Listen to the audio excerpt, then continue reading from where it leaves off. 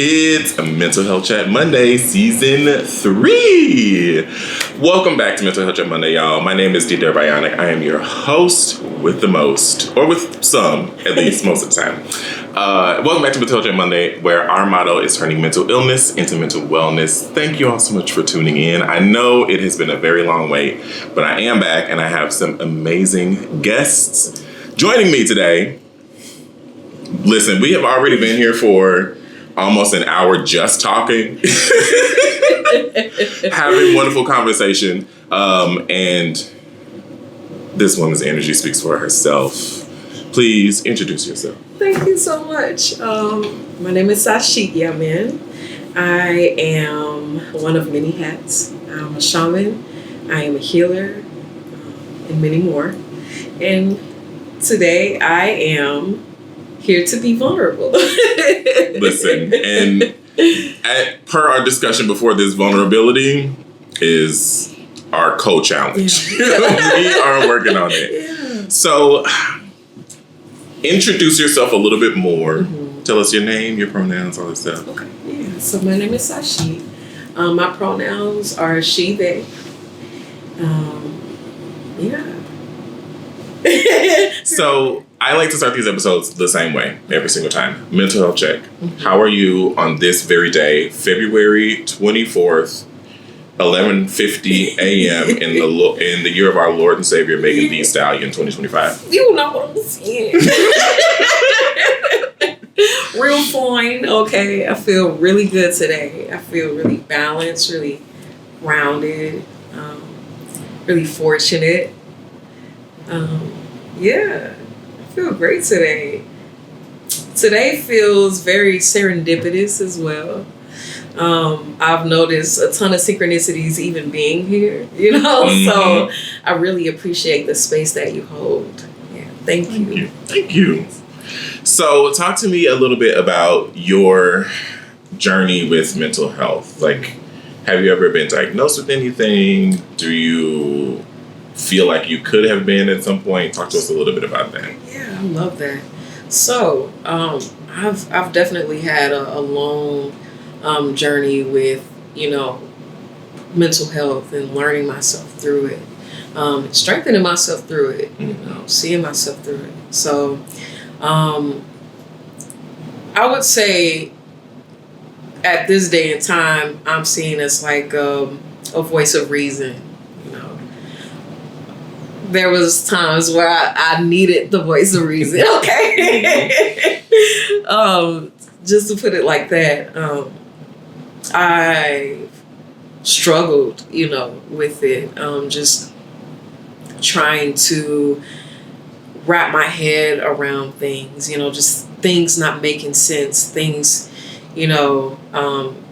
happening in my experience that's, causing these reactions that I didn't know how to navigate, I was diagnosed with depression and anxiety about, I'm going to say, maybe 2012, 2013, somewhere around there.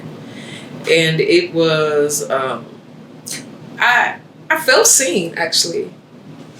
I felt understood because it was, back then it was still such a, huge stigma around diagnosis, and even if, you were diagnosed, it's like, hide it, mask it. Yeah.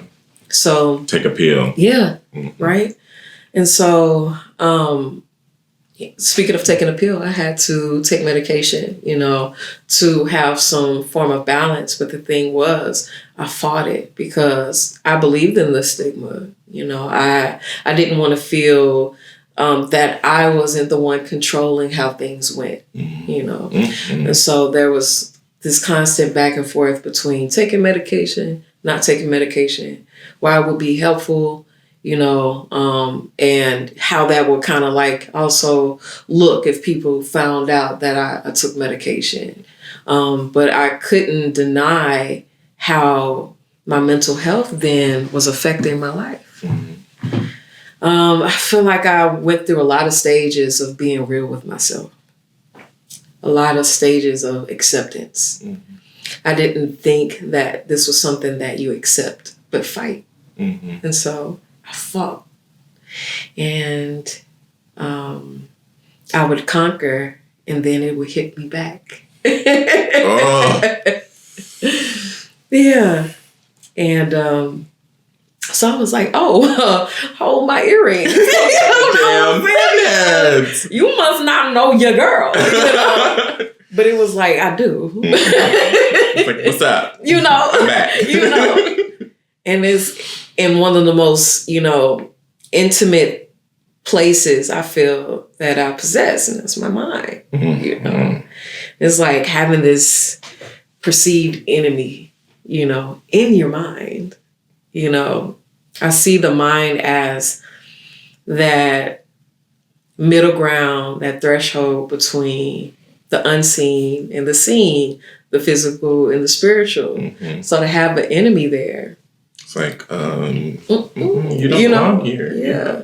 So a lot of fighting, a lot of back and forth, a lot of denial, and a lot of acceptance through its many forms.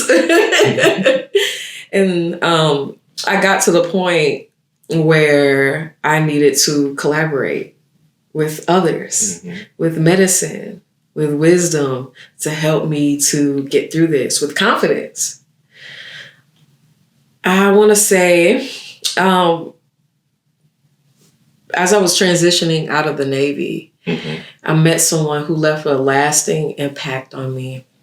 He was a naval psychiatrist. And he, in one of our sessions, he basically said, it's okay to have a crutch. If you have a broken leg, what are you going to try to do? Walk on it because you should be using, you should be able to use this leg. Yeah, you get what I mean? Yeah, So are you going to hurt yourself further, or are you going to use this crutch to help you to get around, help you to navigate? Now, that doesn't mean not go to physical therapy and strengthen yourself and develop yourself while you have this crutch helping you. It simply means this is an aid to your healing. And so that changed the way that I saw mental health, that I saw my diagnosis. Then I went through this thing of like not wanting to claim it, because I was just like, you know what? We're not together, okay? But it's still there, So again, I had to accept it. And with that acceptance came help, more help, right? So I finally stopped fighting medication so much, and I sought it. So I was on depression medication and anxiety medication, and I felt it helped in conjunction with therapy. And I was fighting therapy because I was like, I don't need it. You must not know your girl. I do this. What's somebody outside of me going to do to help me? You get what I mean? I talk to myself all the time. I can do this, And so that was such a super vulnerable experience for me, just having somebody else there witnessing me in this disempowered state, serving as a guide to my own healing. And from there, I noticed the difference. I've noticed the reoccurring, thoughts and experiences started to fade the more that I faced it. I forgot the name of it, but it was tapping therapy that helped to, I think it was EDMR or something like that. Oh, yeah. Yeah. I know what you're talking about. So I was doing tapping therapy, and I love that I had the opportunity to kind of like do an alternative approach, to healing. And that opened up, a lot of doors. So thank goodness for the VA. That's all I'm going to say, because they got the resources. And I appreciate that. But group therapy, solo therapy for, for years now. Eventually, I put down the medication. I weaned myself off, and I was like, I'm ready. And my support team felt that I was ready. I was like, okay, I'm gonna do this. Let's do it. Yeah. Let's see. Yeah. real quick too, I see medication as like contractors. It's like, okay, you know, let's sign this contract. Okay, you're going to come in, you know, you're going to take over for a little bit. Okay, set up shop. You know, but when I'm ready, I'm going to need y'all to go ahead and get. You know, I thank you so much for what you've done. So okay, you know what I'm saying? Take down the construction site, you know, and get going. That's kind of how I saw it too, you know.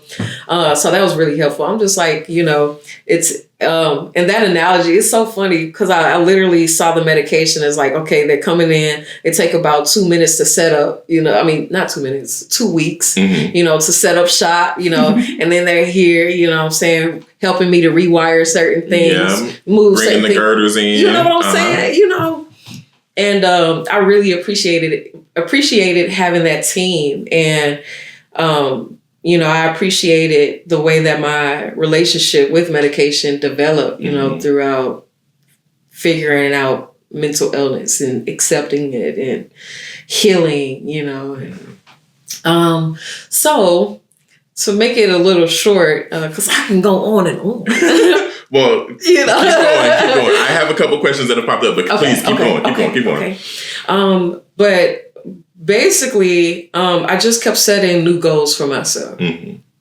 And when I feel like, okay, because I really love autonomy, I really love being able to do things myself. Because for me, that's like, okay, you know how to do it. You know how to wield your own power. You know how to wield your own energy in a way that keeps you aligned, you know? So I learned to accept my mind, any predispositions, any, you know, things that happened that affected my mind and my body and me spiritually, and just learn how to work with myself. And I started learning what alignment felt like. And I started doing things to help me to stay aligned. Because again, with me seeing the mind as being like this like middle ground between like the spiritual and the physical, it's really important for me to keep that alignment, you know, and that helps with my sense of safety, you know, that helps with my sense of self-love and belonging and confidence, being able to do things that help my mind, my body, my spirit. Yes. I relate so much to your journey. I haven't, specifically with therapy, like this is my first time ever going to therapy, which is crazy. I know everybody, if y'all watching, y'all know this is my first time going to therapy. And the first session, I like had a breakdown. And I tell this story sometimes, like I don't like crying in front of people. It makes me feel weak. And I know that's all up here. And one time my friend and I had gone and done some stuff or whatever, and we got held up at gunpoint in like my driveway. And it was crazy. And I got in the house. I like opened the door with my key, called 911, like all these things. And right after I got off the phone, I just like broke down. And it was like movie style, like dramatic, like I slid down the wall and like it was crazy. And I was sobbing, obviously. I just got held up at gunpoint. And the whole time I was like, I'm crying, and all my family is watching me cry. And now I'm crying because people are watching me cry. And now I'm crying because people, and it was just like this. And in that first session, I didn't have that feeling as intensely. And so it felt like I had somewhere down the road, I don't know when, but somewhere down the road did some work on my vulnerability, on my ability to be, you said depowered or that word, like it allowed me to be that way, which is scary for me. Oh, I don't like that. I don't like that. Yeah. It's why I don't really drink as much as I used to. It's why I don't really have never done drugs, because like I don't like to not be in control. I don't like to feel like I'm not Yeah. Always on point. It's weird. It's. I blame it on being a Capricorn, but it's definitely trauma. It definitely has something to do with trauma. But going back to the conversation at hand, so you said something earlier while you were talking about alternative medicine, and I know that you're a shamanic healer. So I want to talk about what types of your definition of alternative medicine and how you kind of got on your journey as a shamanic healer. Oh, beautiful. Okay. Oh, I love this quiz. So alternative medicine to me is anything outside of big pharma, you know. Well, I don't want to say anything because, you know, some people see, you know, other things as medicine that I won't name. But let me take I know the things you're talking about. Yeah, let me take some medicine, you know. Yeah, go to big pharma. You know what I'm saying? And not big pharma on the corner. You get what I'm saying? Look. Yeah, I know a pharmacy, you know. You know, but you can get off work at 3, you know what I'm saying? But for me, alternative medicine is herbs. To me, alternative medicine is cannabis. We are pro cannabis on this channel. Yes. Mushrooms. We are pro mushrooms on this channel. I've never done it, but go off, queen. Okay. And I want to dive into that really quickly because just speaking when it comes to like cannabis, I really see cannabis as sacred and recreational. I enjoy it, but I really value the sacredness, the voice, the plant spirit that cannabis is. And I feel like throughout my mental health journey, I've developed in my relationship with it because it used to be just this thing I did, just recreational. And then it turned into it being numbing for me. And then it turned into an awakener. Then it turned into a heightener. And there were times where I would feel like I would need it to do certain things, you know, especially when I graduated, you know, in that relationship, you know, from it being, you know, just this thing I did to heightening me when I do what I feel are extraordinary things, you know, and I felt like I would need it then. And so then it would tell me to take off the training wheels and put some distance between us and activate the wisdom of the plant medicine within you. And so I learned to do that, and that transformed my relationship in the way that I interact with it. I started hearing it. I started hearing it speak, you know, so it's like different strands, they have a different voice. And feel the same thing when it comes to mushrooms as well.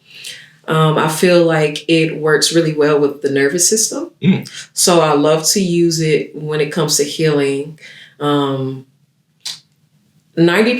of our serotonin, like those neurotransmitters, are in our digestive tract. And so a lot of people, they, you know, ingest it, you know, through like eating it or like a form of tea. Then I feel that once it's there in our digestive tract, it starts to affect our mood. You know, it starts to, a lot of people start to hear it. They start to feel it in their body. And their like fingertips or like where they don't typically bring their awareness, like their eyelids or their teeth, their gums or something like that, you know. But it really has a really distinct voice. And that's why it's important to be intentional with everything you do, but especially when it comes to taking in mushrooms, and know that you're going to get what you ask for as well. I got experiences for days, you know, well, I hadn't really taken it in much because I do it only ceremoniously. But I do have stories. But the stories do exist. You know what I'm saying? The stories are there. But for me, it's been super impactful. It's helped me to really understand the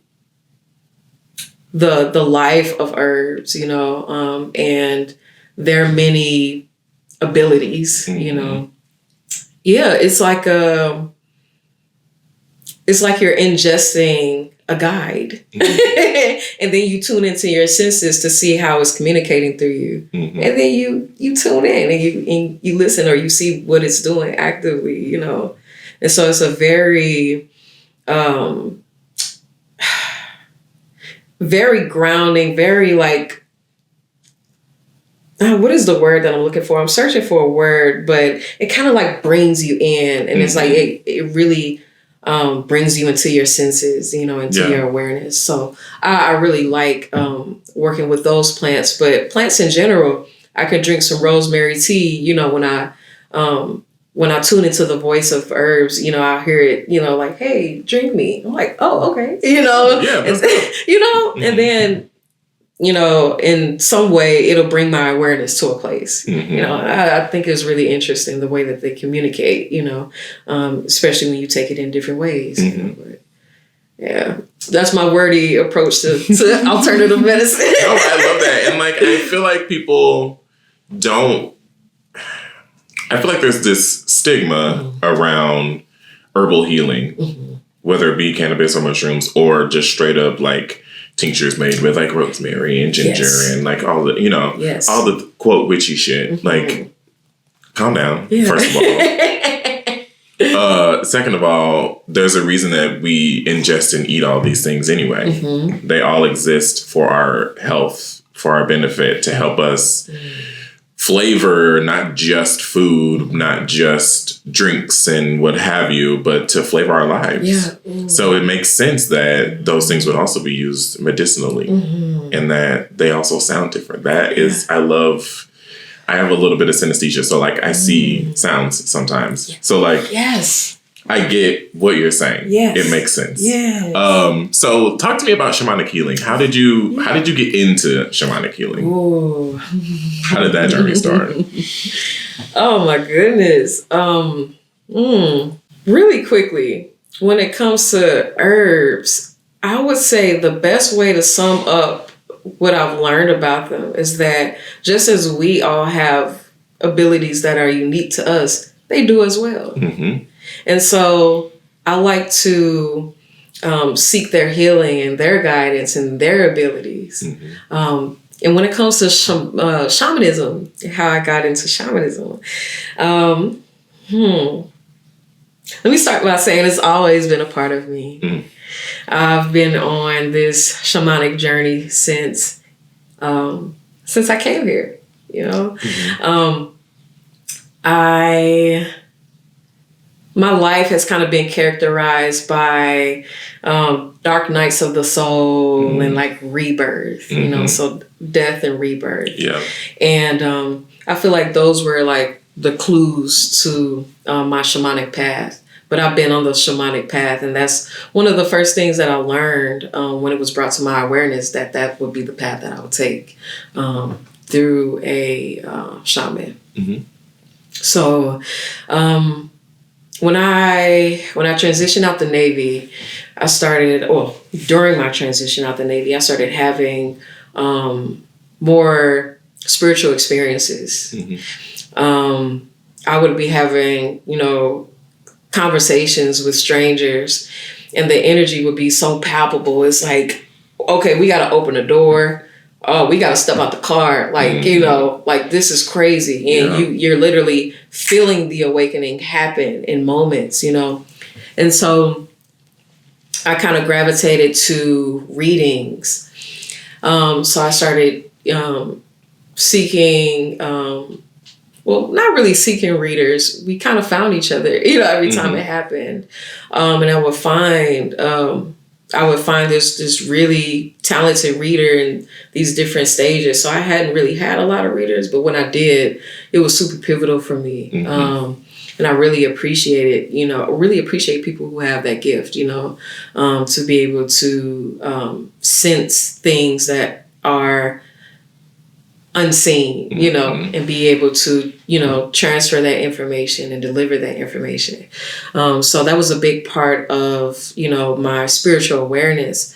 I met a shaman through a friend by the name of Shahil Ahaya, who recently passed a few years ago. And he was the person who confirmed for me that I was on a shamanic path.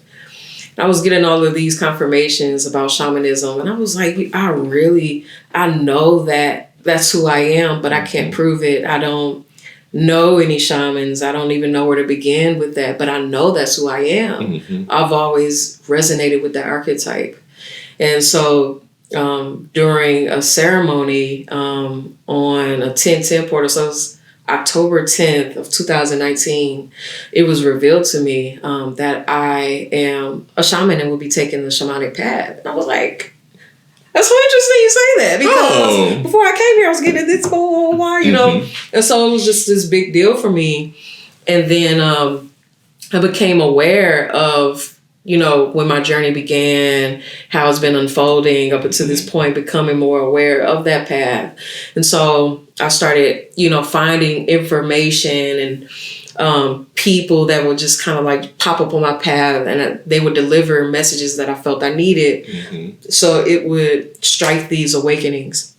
And so I found myself wanting to gravitate to people for initiations because I felt that was the path that you take as a shaman, you know, as a spiritualist. You become initiated by an elder. Mm-hmm. And so that's what I was seeking out until I was told by my oversoul through meditation that you are being initiated by spirit.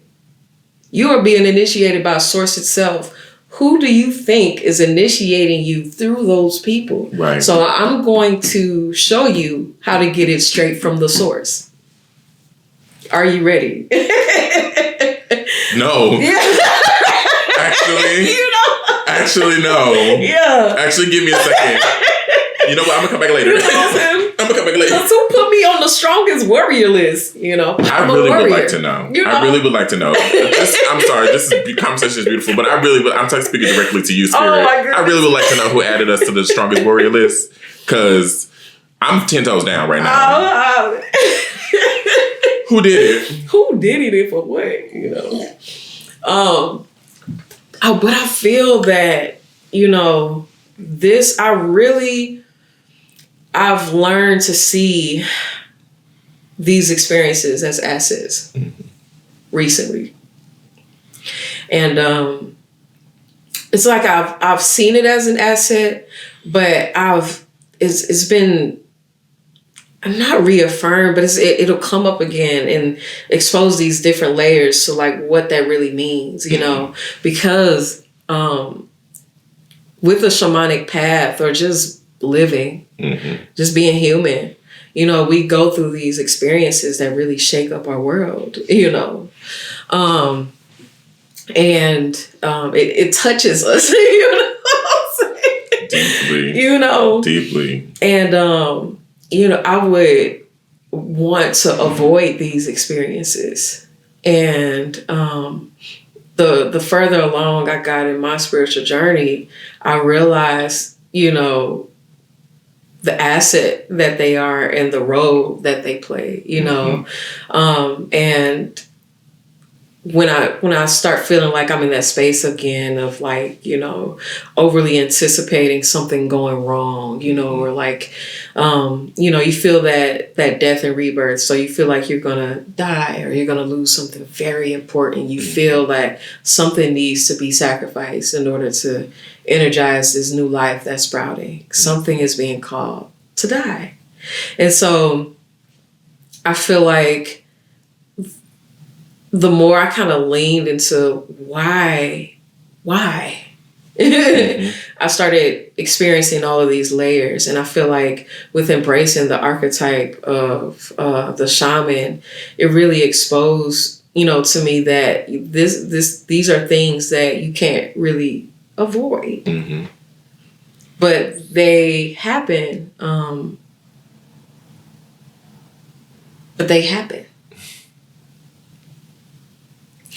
And it's taught me to navigate. And so this path for me has helped me to navigate my life, my mind, my experiences, and disarm fear. And it kind of places me like, you know, in my chair again, you know, because I really like being on the floor. I don't like being laid out, you know what I'm saying, by experiences, but, you know, I like sitting on the floor, you know what I'm saying? You know, I like sitting on the floor too. You know what I'm saying? I really love it, you know? Yeah. But it puts me in my chair again, and it reminds me that this too will pass. So that's what it's been for me. It's been this constant development of me by way of the shamanic path. And so I've gone through initiation after initiation, and they can be really hardcore. But with being a warrior, I've learned that this is where my battle is. It's in alignment. And not really a battle. It's more so, you know, with having that warrior energy, where is it going to go? Like, it's like, okay, where am I going to direct it? You know what I mean? So that's why, you know, some people, they choose the warrior in the garden, you know, type of thing. And that's kind of, you know, that's kind of where I find myself, you know, but I was just like, if you're going to fight, you know, let it be fight to navigate, fight to understand, right? You know, preparedness. You know, I feel like the experiences that I've happened was kind of like preparedness, which was funny because it's like some of these experiences, they cause you to feel really open and really unprepared. But it aids in preparedness because there'd be something else that'll happen and you're prepared for it because of the experience. Or when answering the call to service, you realize that these experiences weren't just for me. Because this person needs this experience. They need to hear how to navigate it. And so I feel like this experience, shamanism for me started off really, really personal. And then it kind of segued into another calling to help other people navigate, you know. So it went from, you know, teaching myself and, you know, having my ancestors and my own oversoul guide me into healing and how to navigate certain experiences. And then I would be called to be of service to others who are experiencing this that I just learned how to navigate, you know. So then that's when it kind of became for the people and for others. As someone who has been on their own like personal spiritual journey for I don't know how long, for a long time. Probably my whole life too, not really knowing it, but like grew up not real religious. I always said grew up really religious. I just grew up Christian. It was just normal religious. Ain't nothing crazy. It can feel difficult to accept that the thing that you were brought up in is not necessarily the thing that makes the most sense to you. So how has spirituality helped you in your mental health journey, either in tandem with the medicine or just outside of anything else? How has just being in tune with yourself so intrinsically, and even in times when you weren't in tune with yourself, how has that helped you? Ooh. Wow. Okay. I feel like it's helped me to navigate my life. Yeah. It's helped me to learn to be the driver. And, you know, that was something that I kind of struggled with. I also struggled with not wanting to feel like I wasn't in control. Yeah, I wasn't going to say my body, but just in control. In general, you know? And so spirituality for me was always the light at the end of the tunnel. It was always there, you know, for me, beckoning me to lean into it. It's always been at the core of who I am. Whether that was, you know, when I was in the church or when I wasn't, like, I've always been imbued with my spiritual self, you know. And I started really using it, you know, as an ally in collaboration with navigating this life, So spirituality helped me to not judge my journey. Mm-hmm. That this journey is mine, that it is personal, and that it doesn't have a look. That it doesn't have to look like someone else's journey. It helped me to become more self-aware because I was comparing a lot. I was always saying, and of course, from conditionings and all of that jazz, the way that I grew up, but I was comparing myself a lot because I'm like, this is not what my life is supposed to look like right now. Mm-hmm. This is not, and then, even being someone who serves others spiritually, I'm like, this is not what I'm supposed to be experiencing right now. I'm supposed to be, Mm-hmm. And so it's always helped me to come back to myself. Mm-hmm. And it always points me back to myself. And it reminds me, about myself. It started off as this outward thing, Mm-hmm. spirituality, especially when I was involved in the church. The church was really it's such a huge stepping stone for me. Mm-hmm. I activated a lot of my gifts in the church. I came into a lot of wisdom in the church. I gained resources and learned how to seek wisdom, Mm-hmm. who to talk to, where to go for wisdom from the church. So it helped me with my spiritual resourcefulness. Mm-hmm. But it was also this outward thing. I felt like it was something that was outside of me that I needed to seek outside of myself. Mm-hmm. And then more like independent spirituality, it showed me the other side of the coin, how to reach in, Mm-hmm. or how to go inside of yourself for the answers. So it taught me how to pray and listen.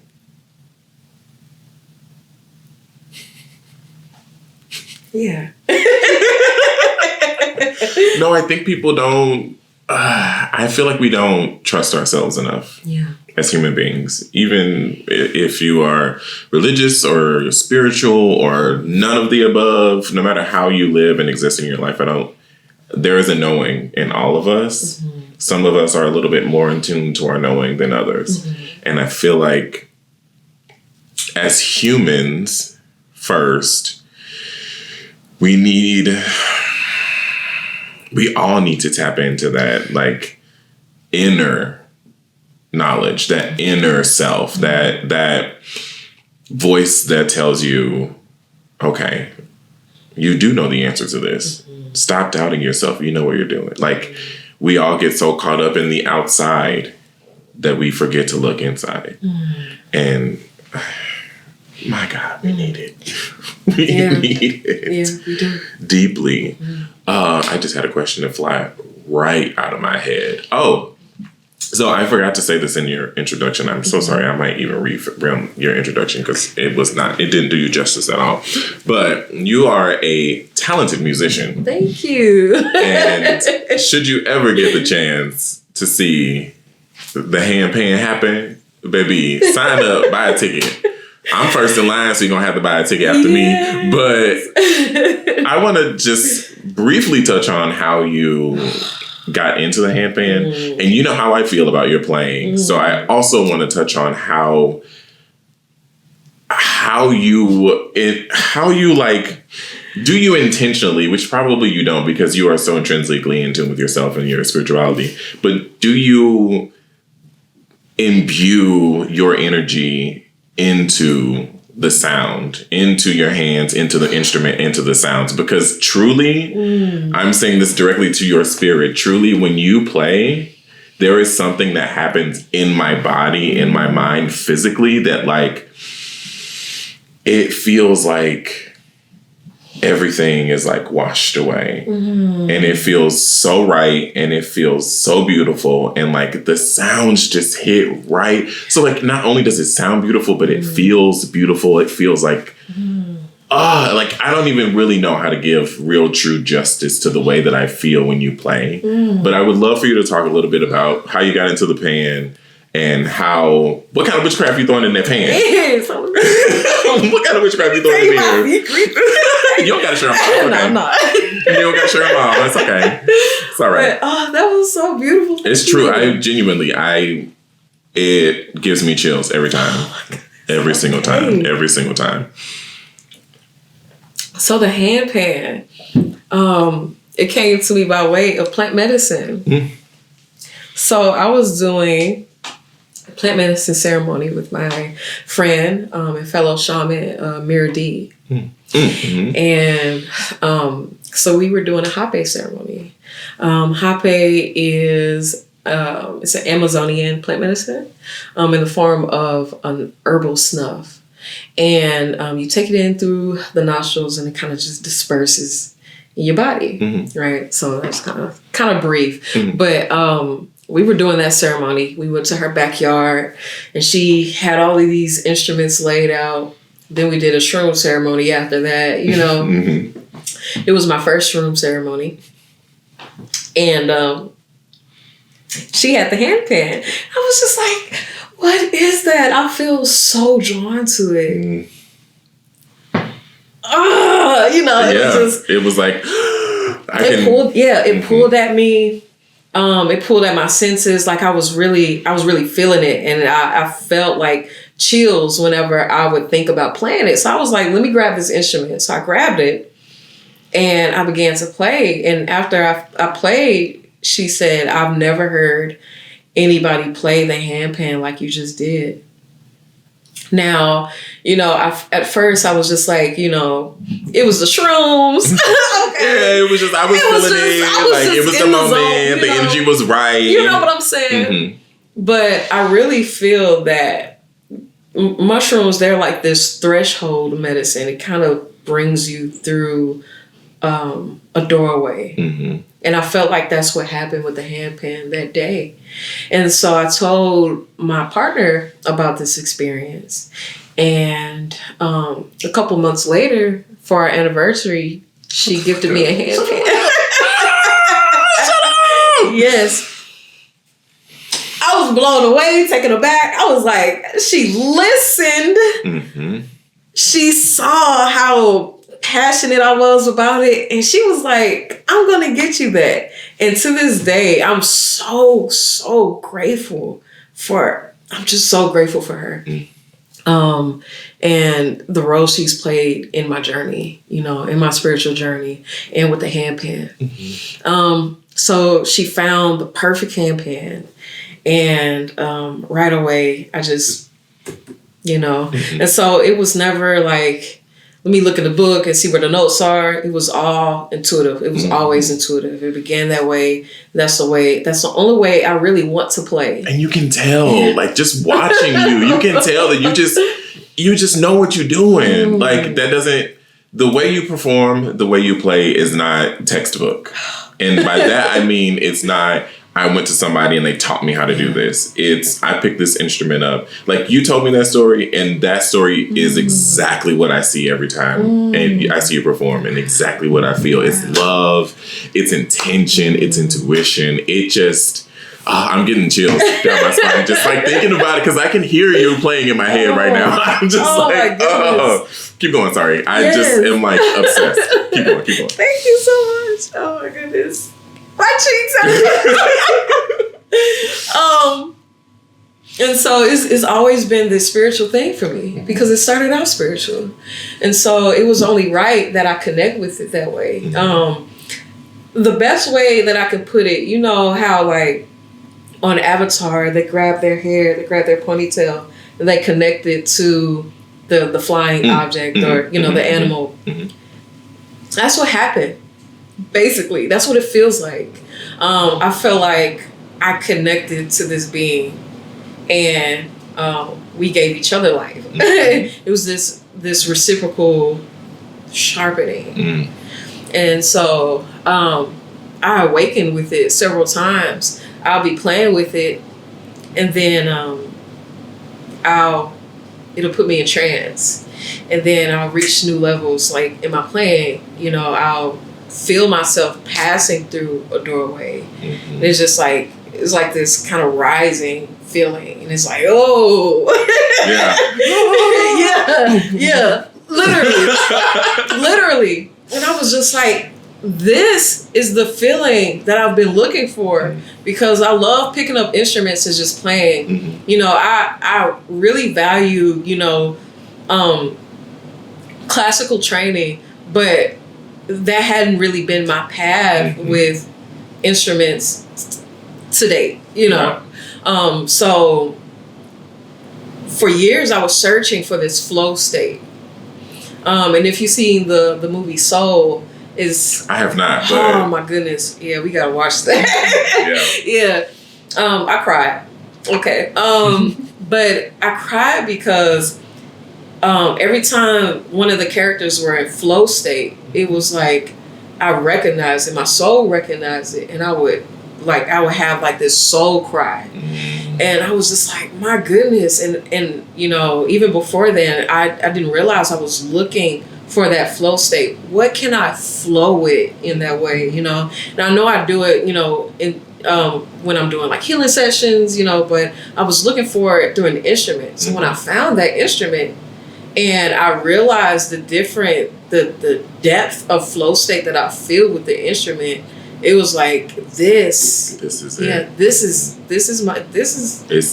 it. Yeah. Yes. Yeah. Yes. Yes. America. Yes. So have you always been musical? Have you always created music or? Yes. Yeah? It's taken different forms for sure. Mm-hmm. Just like with the handpan, I had a similar experience with the guitar. Mm-hmm. Not classically trained, but I just picked it up and it was like, okay, show me how to, and I feel like what happens is, it's like, I have a very unique signature, energetic signature. Okay. So, I gravitate to certain things, and, again, with the instruments, I gravitate to just merging with it and seeing what comes from seeing what we birth, basically. Right. So, I would, use like 2 fingers, on the fretboard, but I'll be finger picking, what I'm saying? In this crazy way. And it's just like, they would look at me play and then they would close their eyes and they would be like, that's one of the most beautiful melodies I've ever heard, but you're playing a lot of broken notes. And I was like, oh, really? I didn't know broken notes is a thing? Like, oh, okay. Yeah. But I really just be going off of vibes. No, but I really go off of like how I feel. Mm-hmm. I'm really intuitive with really everything I do and everything I touch. And so I was able to enter flow state with that. But the more that I would play for people, they would recognize that, okay, I'm not playing classically. Mm-hmm. And sometimes that'll kind of like, I would feel that. Mm-hmm. And so I think eventually I kind of took a back burner because I'm like, I want to continue that relationship, but I needed to do it. I need to do it my way. Mm-hmm. And what I feel is balance. And so,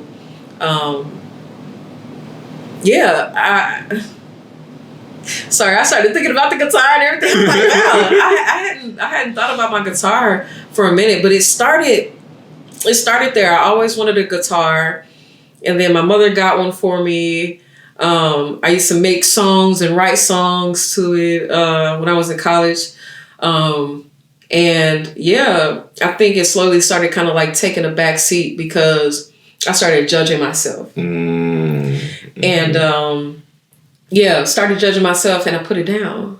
And so I would try to like get back into it, but it would be like you're judging yourself again, because you're like, you had this guitar for so long, or you've had this interest for so long, and you're very touch and go with it, like what's going on, and it's just like, okay, it's not time yet, So I was trying to find that again. I'm like, I really want that feeling again. Mm-hmm. And then the handpan came into my life, and I was just like, guitar who? You know what I'm saying? Guitar. I've never even heard of a guitar. I don't even know what a guitar is. You know. Yeah. But yeah, that's I've always gravitated to creating through music. Even, you know, with my poetry evolved into rap. Mm-hmm. So I've always approached music at all of these different angles and varieties, you know. Mm-hmm. So, you know, it makes sense that I have the handpan, but I could never see myself playing it because I didn't know what it was until I saw it. But I always knew what it would feel like when I would find that instrument. Yeah. Oh, I just thank you so much for sharing it. Thank you. I could talk ad nauseum about the way it makes me feel. Like, I could just keep going and going and going and going and going, but I'm not going to extend this.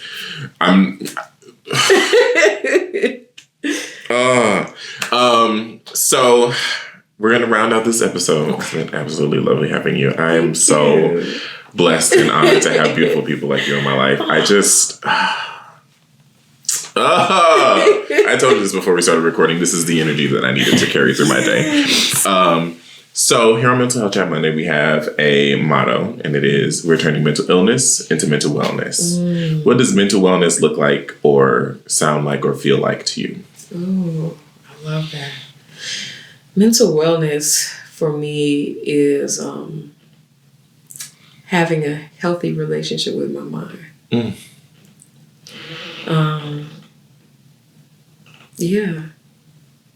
It's being in alignment with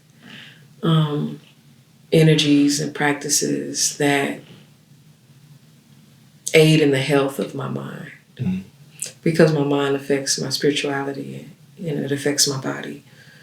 So I've learned that mental wellness for me is things that aid in my mind and my body and my spirit.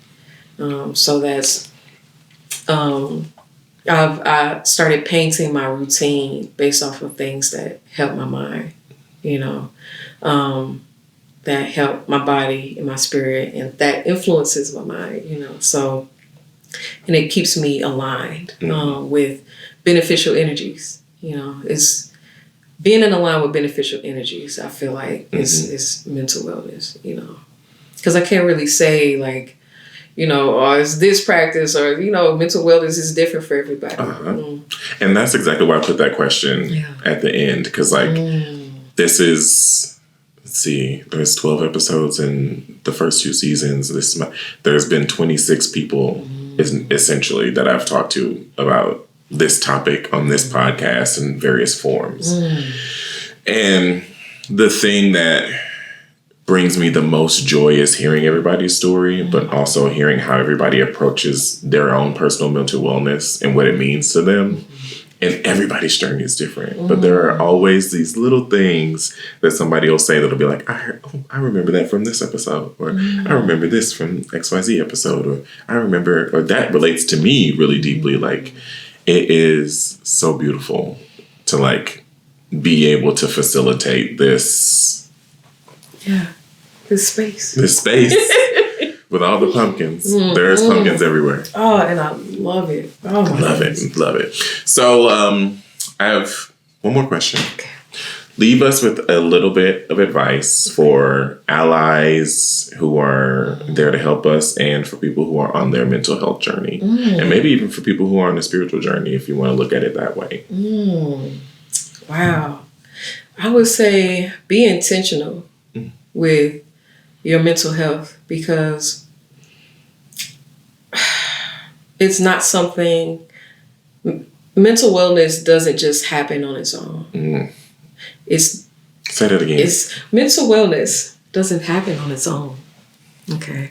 It's something that needs to be acknowledged, something that needs to be understood from your perspective and developed.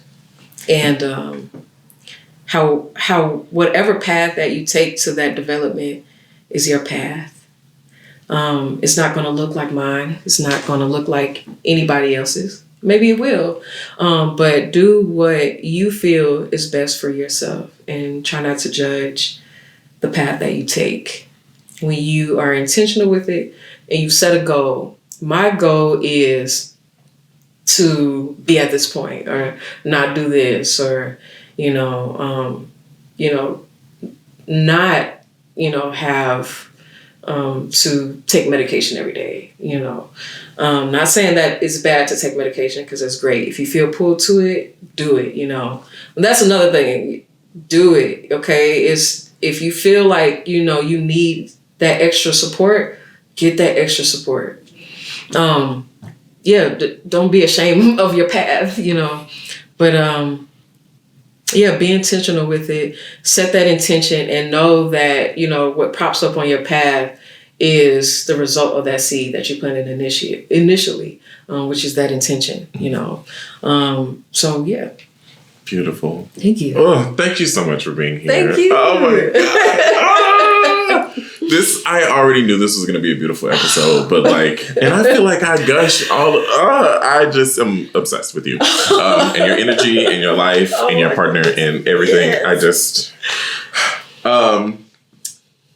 what am I talking about? Okay.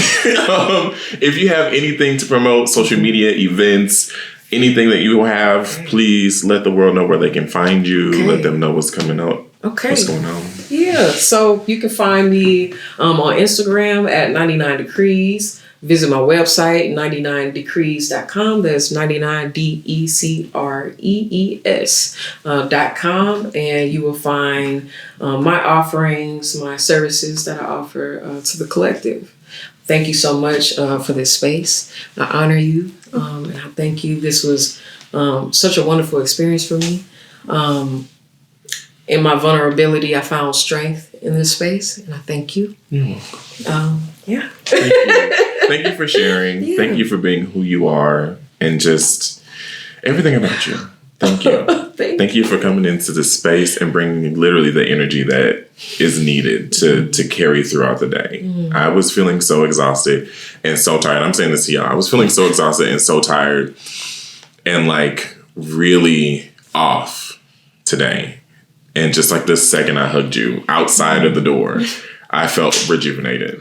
And the conversation we had before this and this conversation on camera, get y'all some friends. First of all, get y'all some friends. No, but get y'all some friends who, whether they mean to or not, feed your soul. People who you connect with, not just on a physical level or spiritual level, but on just an inherent level that you can just connect with almost immediately. Okay.